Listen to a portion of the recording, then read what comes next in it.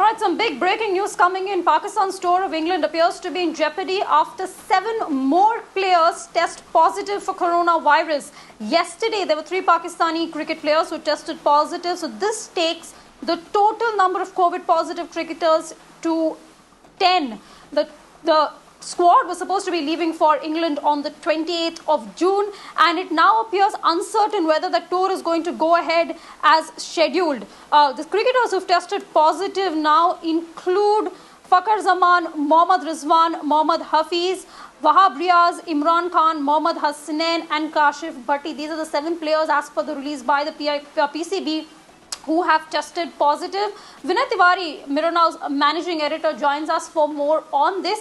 Vinay, this was supposed to be the time where, this is supposed to be one of the first international tours that Pakistan was going on in light of the whole COVID pandemic. We've also seen ace tennis player Djokovic, who's tested positive. This puts a huge question mark over the resumption of sporting activities, especially even when a non-team sport like tennis has got players testing positive.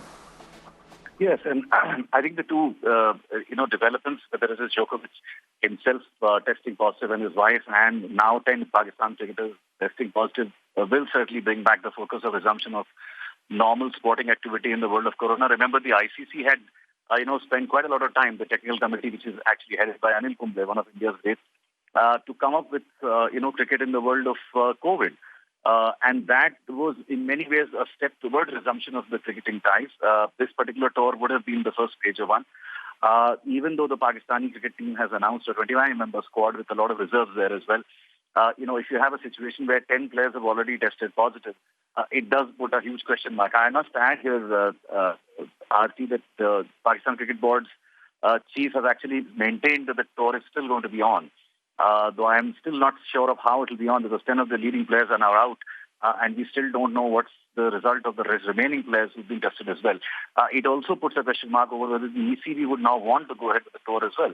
Because remember, cricket can technically be a contact sport. It's not exactly a contact sport, but when batsmen are running between the wickets, collisions with the bowlers can happen. And so there is some amount of contact that does happen, though not as much as perhaps wrestling or other sports which are very, very contact sports. So it certainly puts a question mark over the revival of cricket. Remember, India is also looking to do some bit of its own revival in terms of trying to stage an IPL sometime in the festival season of October, November, because the World Cup is not likely to happen.